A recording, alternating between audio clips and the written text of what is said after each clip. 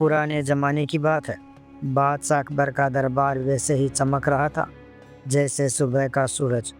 कोई कविता सुना रहा था, कोई किसी की तारीफ कर रहा था और सबसे आगे बादशाह के पास खड़ा था दरबार का सबसे चतुर और समझदार मंत्री बीरबल।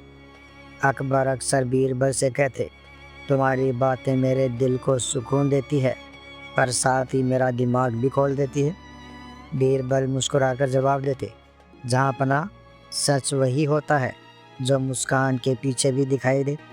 दरबार हंसी से गूंज उठा। तभी एक आदमी दरबार में घुसा। उसके कपड़े अच्छे थे, चाल में आत्मविश्वास था और हाथ में कुछ पकड़ा हुआ था। अकबर ने पूछा, कहो व्यापारी, क्या बात है? वह झुककर बोला, जहाँ पना मैं बाजार का घड़ी साज हूँ, यानी घड़ी बनाने वाला। आज मैं आपकी अदालत में एक बड़ी चुनौती लेकर आया हूँ। दरबार में हलचल मच गई। घड़ी साज, चुनौती? सबकी आंखें बीरबल की ओर मुड़ गई। अकबर मुस्कुराए, तुम्हारी चुनौती बीरबल के लिए है? जी हाँ जहाँपना। अकबर बोले, कहो क्या चुनौती है? वह आदमी बोला, जहाँपना मैंने 3 घड़ियाँ बनाई है। तीनों एक जैसी दिखती है पर उनमें से एक ऐसी है जो कभी झूठ नहीं बोलती, एक जो हमेशा झूठ बोलती है और तीसरी जो कभी कभी सच बोलती है, कभी कभी झूठ। मैं चाहता हूँ कि बीरबल बिना छुए बिना खोले बताए कि कौन से प्रकार की है। पूरा दरबार सन रह गया। अकबर मुस्कुराए, वाह, यह तो दिलचस्प है। बीरबल, अब देखो तुम्हारी अक्ल कितनी चलती है। बीरबल शांत खड़े रहे। उन्होंने तीनों घड़ियों को दूर से देखा। सबकी सुइयां अलग अलग समय दिखा रही थी। एक में सुबह का समय था, एक में दोपहर का और एक में रात का। बीरबल ने धीरे से कहा, जहाँपना समय ही सच्चाई बताता है, लेकिन अगर समय को कोई अपने हिसाब से बदल दे तो वह खुद अपने झूठ में फंस जाता है। सबकी नज़रें उस पर टिक गई। बीरबल ने एक पहरेदार को बुलाया और कहा, इन तीनों घड़ियों को खिड़की के पास रख दो जहाँ सूरज की किरणें पड़ती है। कुछ देर बाद बीरबल बोले, अब देखो, जो घड़ी सूरज की रोशनी से सबसे ज़्यादा चमक रही है वही सच बोलने वाली है। जो बिल्कुल फीकी पड़ गई वह झूठी है और जो थोड़ी सी चमक रही है वही कभी कभी झूठ बोलने वाली है। अकबर बोले, पर ये कैसे? बीरबल मुस्कुराए, जहाँपना सच्चाई हमेशा उजाले में चमकती है, झूठ अंधेरे में खो जाता है और जो दोनों का खेल खेलता है वो बीच में अटका रहता है। दरबार ठहाकों से गूंज उठा। घड़ी साज सिर झुकाकर बोला, बीरबल जी, आपने सही पहचान लिया। अकबर बोले, बीरबल, तुम्हारा जवाब सुनकर लगता है तुम्हारी बुद्धि भी घड़ी की सुइयों की तरह कभी नहीं रुकती। बीरबल मुस्कुरा दिए। कुछ दिन बाद एक नया मामला दरबार पहुंचा। एक अमीर व्यापारी हाँफता हुआ अंदर आया। उसके हाथ में एक जोड़ी जूते थे। वह बोला, जहाँपना मैं मुसीबत में हूँ। मैंने एक जोड़ी जूते अपने नौकर को दिए थे रंगवाने के लिए, पर अब वह कह रहा है कि जूते उसके हैं। मैं चाहता हूँ कि बीरबल न्याय करे। अकबर ने कहा, बीरबल, अब ये मामला तुम्हारे सुपुर्द है। बीरबल ने दोनों को देखा। व्यापारी और नौकर दोनों के चेहरे पर बेचैनी थी। उन्होंने पूछा, जूते कितने पुराने हैं? व्यापारी बोला, 3 महीने। नौकर बोला, सिर्फ 1 महीना। बीरबल बोले, ठीक है, तो चलो एक आसान तरीका अपनाते हैं। उन्होंने दरबान को कहा, इन जूतों को पानी में डाल दो। सभी हैरान रह गए। कुछ देर बाद बीरबल बोले, अब इन्हें निकालो। जूते भारी हो गए थे। बीरबल ने नौकर से कहा, अब पहन कर चलो। वह मुश्किल से 2 कदम चला और गिर पड़ा। बीरबल बोले, जहाँपना यही है सच्चाई। जूते असली चमड़े के हैं जो पुराने हो चुके हैं। अगर नए होते तो पानी से भारी न होते। ये व्यापारी के ही हैं। अकबर ने खुश होकर कहा, बीरबल, तुम्हारा फैसला हमेशा दिल और दिमाग दोनों को सुकून देता है। एक दिन एक ब्राह्मण दरबार में आया। उसके हाथ में एक थैली थी। बोला, जहाँपना इस थैली में 3 चीज़ें हैं, एक सोने का सिक्का, एक रोटी का टुकड़ा और एक छोटा पत्थर। मैं चाहता हूँ कि बीरबल बताए इनमें सबसे कीमती क्या है। अकबर हंसे। अब यह तो बच्चों का खेल है। पर बीरबल गंभीर हो गए। उन्होंने कहा, जहाँपनाह, अगर यह सवाल साधारण लगता है तो इसका जवाब मुश्किल है। फिर बोले, सबसे कीमती है रोटी का टुकड़ा, क्योंकि भूखा आदमी सोना नहीं खा सकता। पत्थर मेहनत का प्रतीक है। वो सिखाता है कि बिना मेहनत रोटी नहीं मिलती, और सोना तो बस उस मेहनत का इनाम है। अकबर बोले, वाह बीरबल, तुम हर चीज़ में ज़िंदगी का सबक ढूंढ लेते हो। लेकिन कहानी यहीं ख़त्म नहीं होती। एक रात महल में अचानक आवाज़ आई, घड़ी चोरी हो गई। अकबर उठे, बीरबल को बुलाया। बीरबल बोले, जहाँपनाह, यह है उसी घड़ी साज का काम है। वह अपनी चाल का बदला लेने आया होगा। बीरबल ने अगले दिन दरबार में सब कर्मचारियों को बुलाया और कहा, जिसने चोरी की है उसकी चाल खुद बोलेगी। जो आज झूठ बोलेगा उसके माथे पर पसीना आ जाएगा। उन्होंने एक एक से पूछा, रात को क्या किया। सब ने कुछ न कुछ कहा, पर एक आदमी का माथा चमकने लगा। बीरबल बोले, जहाँपनाह, यही है चोर। वह घड़ी साज ही था जो अपनी चोरी छिपाने आया था।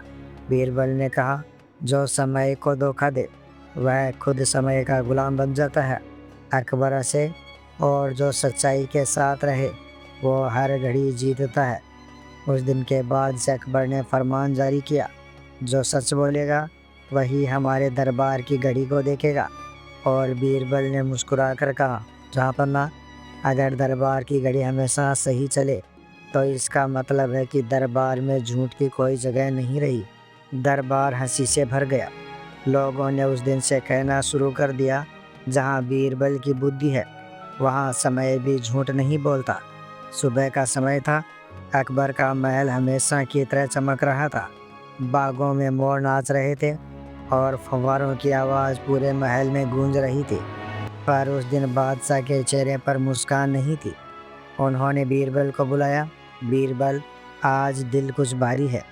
बीरबल ने झुककर कहा, जहाँपनाह, आपका दिल भारी क्यों है? क्या किसी ने गलती की? अकबर बोले, गलती तो शायद मेरी ही है। मैंने एक ख़ास किताब लिखवाई थी, राज्य की अमानत, जिसमें हमारी सल्तनत के सारे रहस्य लिखे हैं। वह किताब अब गायब हो गई है। दरबार में सन्नाटा छा गया। बीरबल ने सिर झुकाया, फिर शांत स्वर में बोले, जहाँपनाह, किताब सिर्फ कागज़ नहीं होती, उसमें जो लिखा होता है वही राज्य का भविष्य होता है। हमें उसे ढूंढना होगा, लेकिन तलवार से नहीं, समझ से। बीरबल ने महल के पहरेदारों से सवाल किए। किसी ने कुछ नहीं देखा। फिर उन्होंने कहा, जहाँपनाह, जिसने किताब ली है वह दरबार के किसी अपने ही के बीच छिपा बैठा है।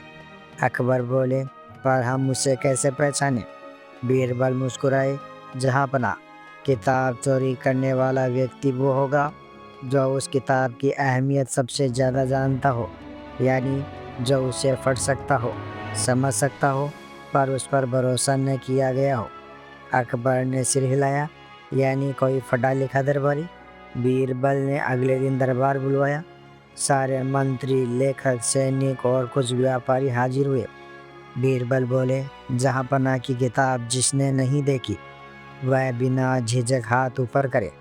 सभी ने हाथ उठा दिए, सिवाय एक व्यक्ति के, सेठ गंगाराम के। बीरबल बोले, सेठ जी, आपने हाथ क्यों नहीं उठाया? वह हड़बड़ा गया, अरे, मैं तो सोच रहा था कि शायद देखा था कभी। बीरबल बोले, झूठ की जड़ हमेशा सोच में फंसती है। फिर उन्होंने एक चाल चली। उन्होंने दरबार में 4 एक जैसी किताबें रखी, 3 नकली, 1 असली। अब बताओ सेठ जी, इनमें से कौन सी किताब आपकी नहीं है? सेठ गंगाराम ने बिना सोचे किताब उठा ली।